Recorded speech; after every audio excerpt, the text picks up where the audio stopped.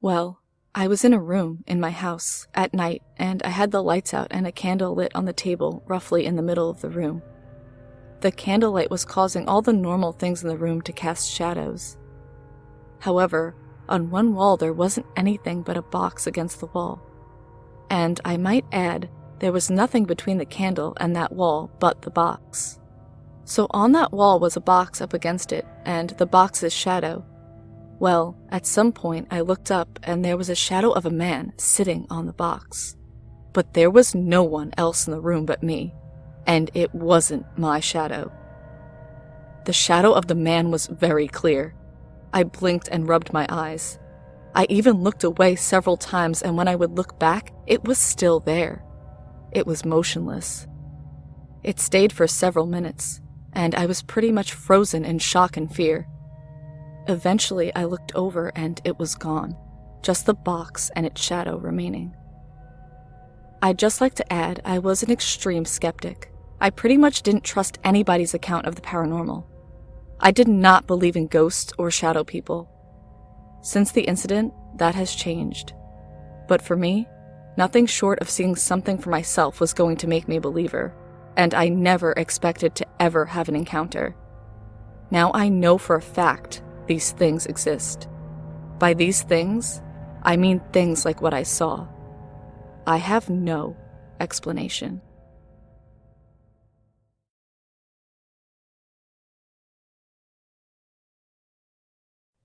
So, this is a true story. I have had a lot that had went on in my life, and not all of it bad, but this one cut me to the core of my soul. My sister and I always played and had fun. We did pull my brother in on it too. Sometimes he was too little to do things with us.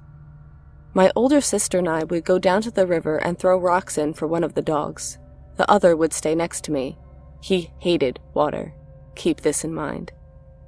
It was most days that we did this.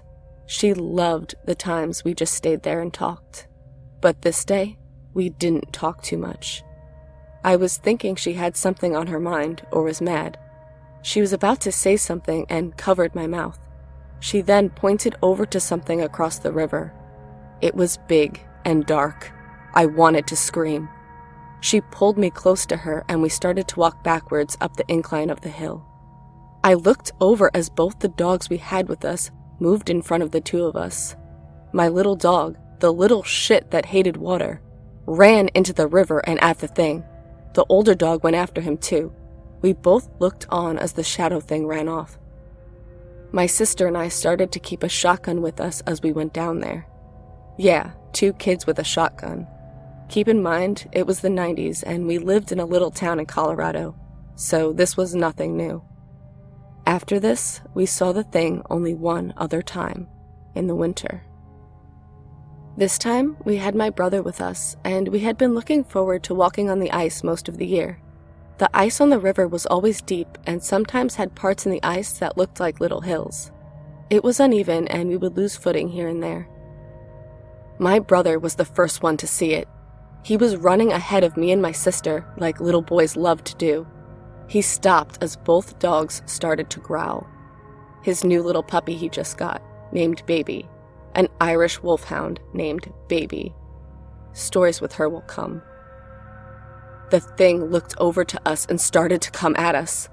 We could see it better than the last time. It was a walking shadow with glowing eyes. It did not run as the dogs went at it. We pulled both the dogs and my little brother and started to run. Yes, we ran on uneven ice. We did slip and fall 1 or 2 times. We got to the side of the hill next to the river. Looking back, it was gone. We started not going over to that part of the river. We did find out that about 100 years ago, that part of the river was one of the old fishing towns of an old tribe. Before we moved, I had started to look into being a pagan more, but never told my mother or the others. I went down to that part of the river and put sage and a little fish I had gotten my hands on and put it there as an offering for the spirit there.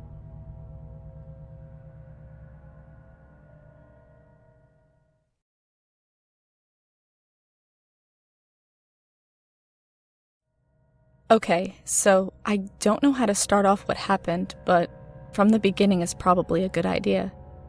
My friends and I hadn't seen each other really since we graduated high school back in 2014. They had gone to college, and I had a pretty good job aside from the fact that I had nothing but closing shifts. Life was going well for me, which isn't what I expected at all, seeing as I'm a horribly pessimistic person. Family was great. I got myself a boyfriend who could put up with me and my weird interests. And then, in 2016, for the first time since graduating, my friends had time to hang out. So, of course I said yes. We decided to do what we always did when we hung out, get high and talk. The only difference is that this time, my friend, who was sort of our leader, suggested a late-night Ouija board session. My first thought? Fuck that. I've seen enough shows, documentaries, and everything to know not to mess with something you have no idea how to properly use. Not to mention, my German grandmother would never let me come home knowing I messed with something possibly demonic. But when you're high, all that logic goes out the window, so I agreed. All my life, I had little instances where things would get weird, seeing and hearing things to the point of not being able to sleep for days. So, you'd think my paranoia would have stopped me. It didn't. We smoked a bit, then busted out her dad's old Ouija board and placed our hands on it and started asking questions. All the basic stuff. Is there anything here with us right now? What are you? Etc. The room got cold. The lights were out, and without thinking about it, one of my friends and myself pulled back and said no more, without saying goodbye, without doing anything to send off what may have come through. And so here I am, months later talking about it for the first time. I can't sleep anymore. I lost my job, and then another one. I've ruined every relationship I had. My depression and anxiety are through the roof, and have gotten so bad I tried to kill myself twice now. I hear things and see things more frequently. If I walk, there's always extra footsteps. If I go to a room, there's always a bang when I leave or something gets thrown. If I try to sleep, there's knocking on my wall. If I'm alone in my room, the decorative ornaments will swing like a pendulum until I look. Then, they're completely still. And the worst part? I'm sick. And every time I try to talk about it, it gets worse. I'm in physical pain trying to write this. I can't touch a Bible, or even utter the word God, or pray, or anything religious without throwing up. And if my boyfriend tries to help me, I get mad for no reason and I catch myself yelling at him. I don't know what to do. I don't know who to go to or if I even could. I need help.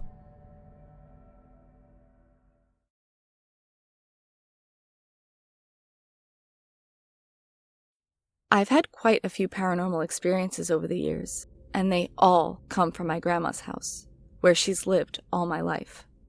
I used to stay there quite a bit as a child, and lived there from 18 to 20. Most, but not all of the experiences happened in the basement. For a little bit of information, it's fully furnished with 2 bedrooms, a living room, a kitchen, and a bathroom. There was almost always some strange noise or feeling, but I'll tell you about some of the more memorable. I had my bed up against the wall. It was a queen, I believe. I was laying on the very edge facing the wall and talking to my girlfriend on the phone. While I was talking, the center of the bed slowly depressed, as if someone had laid down next to me. I was pretty freaked out. When I looked behind me, nothing was there. After a few minutes, it went back up, like whatever it was had gotten up. Another time, while alone in the house, I was upstairs in the computer room playing games. It was directly above my room, and they shared a vent. As I was playing, I started to hear voices coming up through the vent. They started to get louder and change pitch and tone rapidly. Once I heard a laugh track, I realized it was my TV. I grabbed a knife from the kitchen, thinking somebody might have broken in. When I got down to my room, nobody was there, and the TV was off and unplugged. I grabbed my keys and I left as fast as I could. Once, I woke up in the middle of the night from a deep sleep. It took me a few seconds to realize that the reason I woke up was because my bed was shaking. I actually just went back to sleep on that one. Too tired. Another time, as I was leaving, I heard Grandma's normally quiet, lazy cat running all over the house, hissing and screaming. I looked over at the patio door where the cat was, and I saw a tennis ball-sized ball of light outside. As the cat jumped on it, it floated down lazily in a zigzag pattern, and then shot up very quickly and shot around the side of the house. When I went outside to see if I could see it, it was gone. It wasn't just me that had things happen, though. I once had a friend see a face floating in a dark, empty room. My uncle, once when he was alone downstairs, heard footsteps and followed them from the back of the house all the way to the basement steps. When he went to see who it was, no one was there. My girlfriend at the time even saw something once.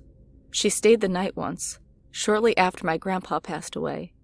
Grandma wasn't going to let us stay in the same room, so she slept upstairs in Grandpa's old room.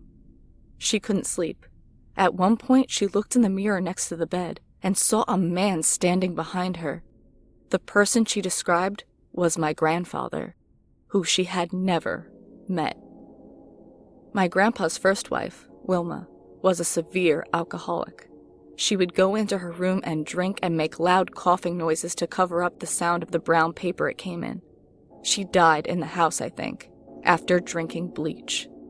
After she was gone, Grandpa said sometimes he still heard the coughing. There was always something creepy going on in that house, but the worst part had to be the basement stairs. When leaving the basement, it always felt like someone was right behind you. It got to the point where I would either walk with my back to the wall up the stairs, or I would sprint up as quickly as I could. I have more stories from that house, and maybe I'll share them later, but this is getting kind of long, so I'll leave off here for now.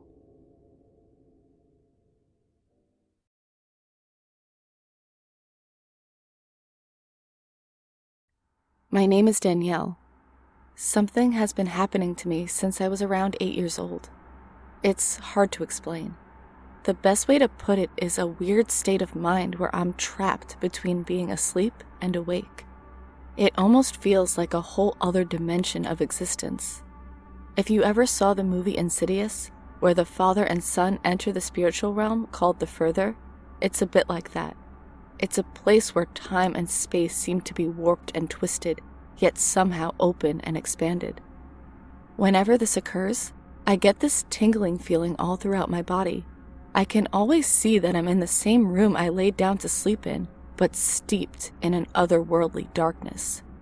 The unmistakable sense of evil and dread permeates the entire space, a heaviness of being submerged in pure, negative energy. On top of that, I get the feeling that creatures hide within the blackness, just waiting there for me to join them. When I was younger, I just assumed they were nightmares because the experience was always followed by a frightening case of sleep paralysis. I was always prone to really bad night terrors, especially when staying at my grandmother's house. Everyone in the family knew there was something off about that place. My grandma said they would see me having full conversations facing the wall in the room I used to sleep in. As I grew older, I trained myself to feel the onset of these things, and although it was extremely difficult, I could usually shake myself out of it. The moment of truth, when I know in my heart that it is time to struggle and break free from my impending mental doom, is among the scariest feelings in the world to me. Thankfully, it wasn't happening quite as often around that time. The most recent time I had this happen was, oddly enough, at school. I was nodding my head, trying to stay awake as I sat in the student lounge. I couldn't resist the call of sleep, and I knew it had been a while since my last experience. So I decided to test myself, let myself go and just see what would happen.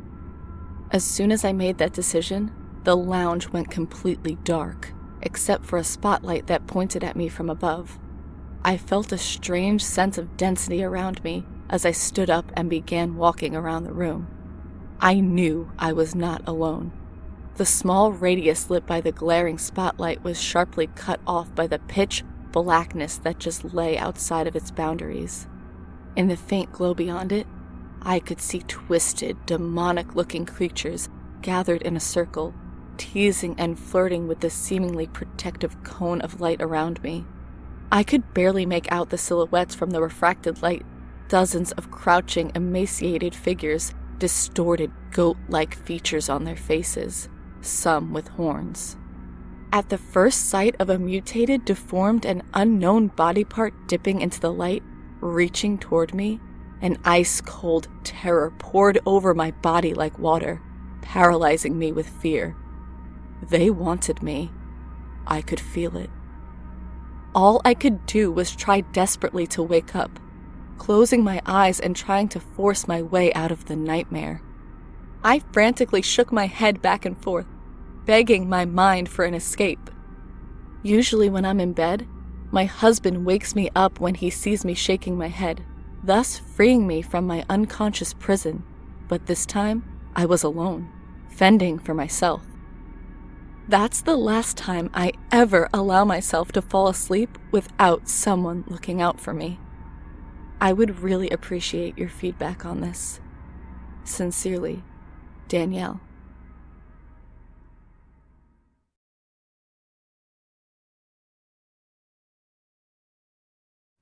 Hey, it's Aurora again. I come to you this time with my first ever paranormal experience. I was 6 when this took place and was living in a large mobile home park in Riverside, California.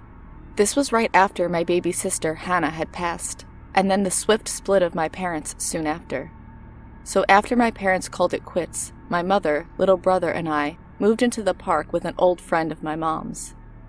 At this time, I was very angry. I had wanted a little sister so bad, but she was born to die, and the divorce of my parents just added more salt to my little wounds. I blamed my mother for everything, sadly. Because of this, I sort of stopped being so loving to her. I have since forgiven my mom, though, and she had no way of stopping Hannah's condition, and I don't blame her for leaving my dad. So, we lived with David, my mom's said friend. His place was originally a 2-bedroom, 2-bath with an added room that my mom took up at the front of the mobile home. Me and my little brother were real young at this age, so it was okay that we slept in the same room. Our domain was next to David's room down a very narrow hall.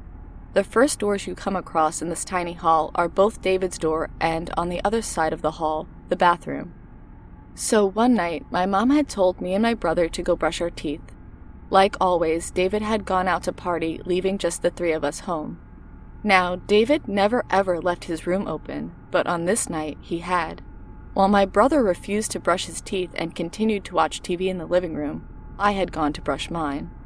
The sink and its mirror was opposite the bathroom door, so when you stood at the sink and looked in the mirror, you can see usually right into David's door.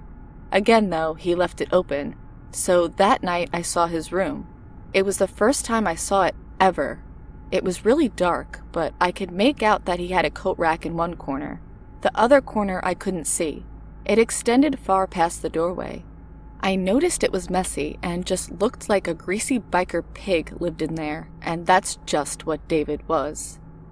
Sometime between me first looking into the room and then looking and focusing on my own reflection in the mirror, I had noticed something move.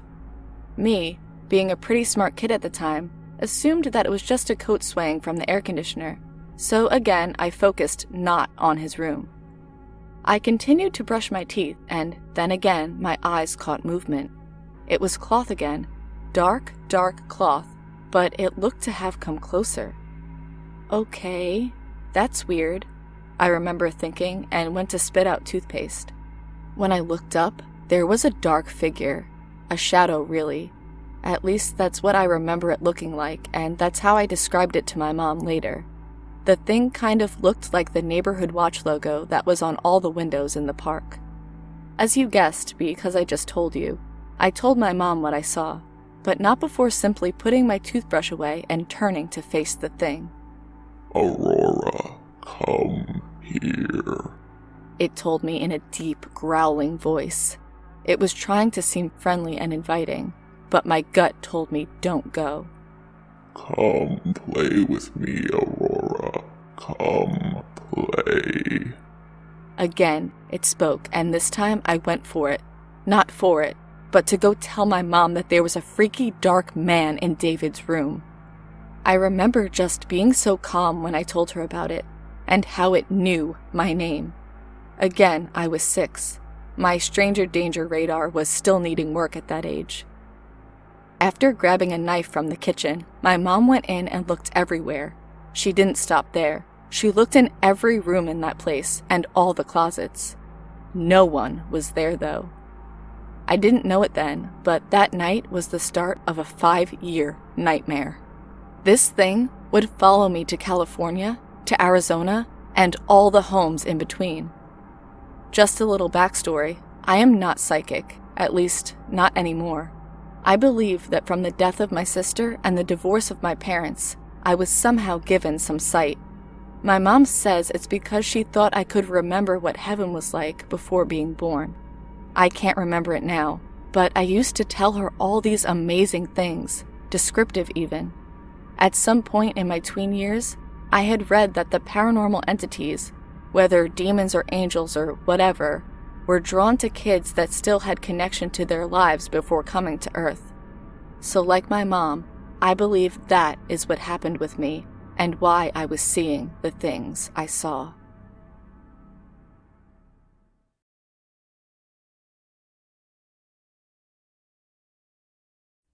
Please do not add my name. All others have already been changed due to HIPAA, and I am not allowed to give out patient info. I give this site permission to use the following true story. I have always felt compelled to help others. I actually find pleasure in doing so. So becoming a 4th-generation nurse was right in line with my life's purpose. Before finishing my degree in general health science, I chose to be a CNA for a bit to get my feet wet. This story is my first encounter on such a level. Since I was small, I've always been able to sense things before they happened. I've even had dreams of winning lotto numbers. I could sense a presence, but never seen one. One of my favorite patients was named Rose. She was a feisty Italian woman that lived half of her life in New York. Being from Washington, D.C. myself, we clicked well in this small, dirty road town in Virginia. Rose was a Catholic. She loved her religion. I am a Baptist, so we had respect for one another. I cared for Rose for almost a year before her dementia started to peek its head. She began to need constant supervision, so her room was moved closer to the nursing station. Fast forward a week before Rose passed away one night, I was working doing my rounds. I felt as if someone down the hall was staring at me. I turned around only to see an older man smiling at me right before he turned and walked into Rose's room. I ran down the hall yelling, "Hey! Hey!" When I turned in her room, she was fast asleep, and her rocking chair she loved was rocking back and forth. I could feel a presence. Having a religious background, I just started to pray while walking around her room. Keep in mind, at this time I was only 23, but very aware of the beyond.